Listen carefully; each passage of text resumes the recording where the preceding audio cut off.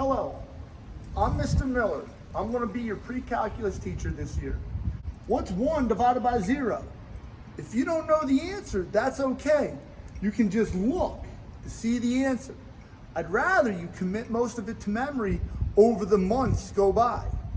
So if I ask you what's 1 divided by 0 and you don't look at the board and you rip off undefined, way to go. As you come into my classroom, you'll notice I don't have desks. I have tables. You'll be assigned a table. You won't be assigned a seat. So if I ask you to sit at a particular table and they'll be numbered, that's where you'll sit. And you can sit in any seat you're comfortable with sitting at that particular table. Pre-calculus syllabus. My boss's, my supervisor's phone number for her office is listed here. My cell number, my email address, and my YouTube channel, MILLEJ38. Grading is going to be 3 items. Assessments, which are tests every other week, and a thing called a very brief look at calculus, given in between the weeks that I give the tests. Homework is a journal usually, and the journal's worth 30% of your grade. It's a whopper. First semester journal looks like this, and it's just a small pamphlet. And sometimes we take notes in class. Sometimes I just send you a YouTube video and you copy down the notes. It's basically a notebook. Participation, classwork, all the work we do in the class is only worth 5%. This is an honors class, so it's a 4.5 weighted average on your HPA. I'd like you to have a 3-ring binder or a folder. Some people don't like putting holes in their paper, just for math. Now this is important. Graph paper or a printer if you're at home during the distance learning. Every day, every class period, pretty much, we are going to be drawing. We are going to be doing graphs.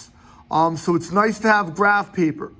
If you don't want to go out and get graph paper, if you have a printer, you can just print out the blank graph paper that I post to you. Highlighters are nice. Colored pencils are nice. Dry erase markers are nice for when you're in class for test days.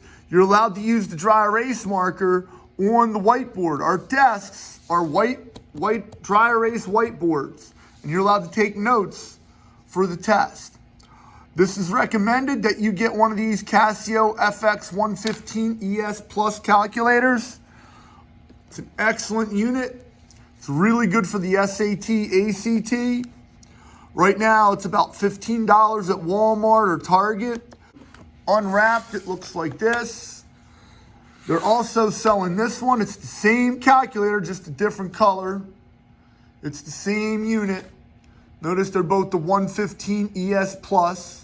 My class is designed to springboard you into Calc 1, Survey of Calc, and College Algebra. Now, when I say Survey of Calc, there's different names for it. Some colleges call it Business Calc. Some colleges call it Methods of Calc.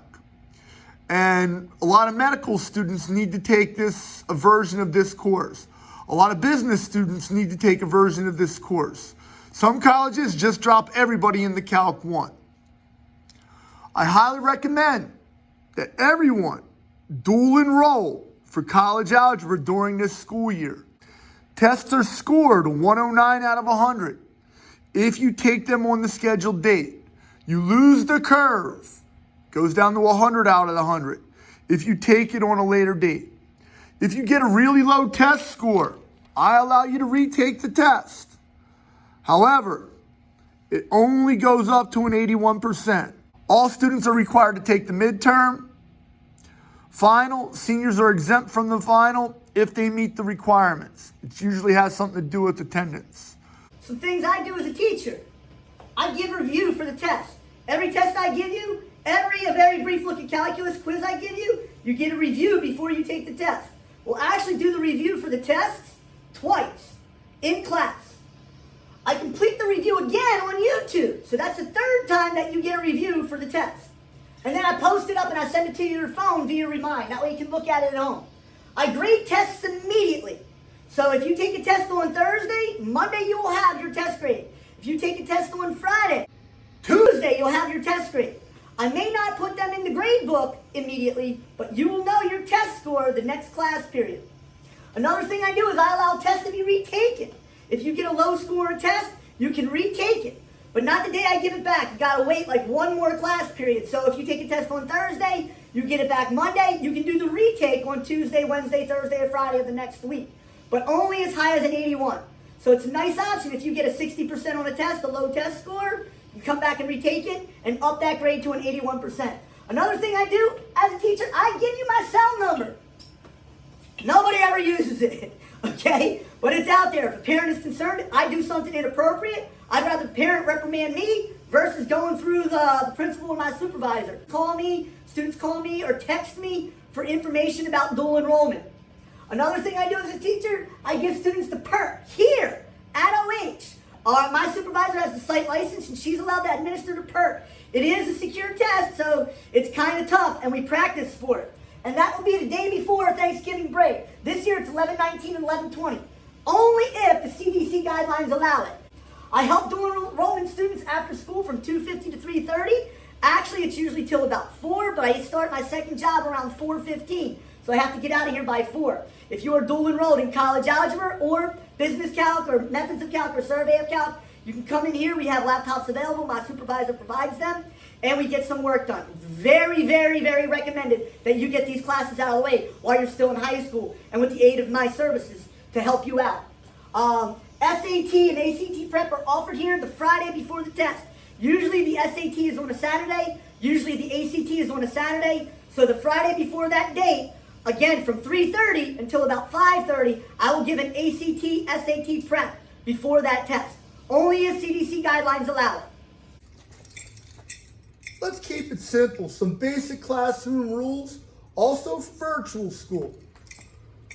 Classroom rules. No sleeping. If you log in or if you're in the classroom, I'd like you to be awake. No phone or buds.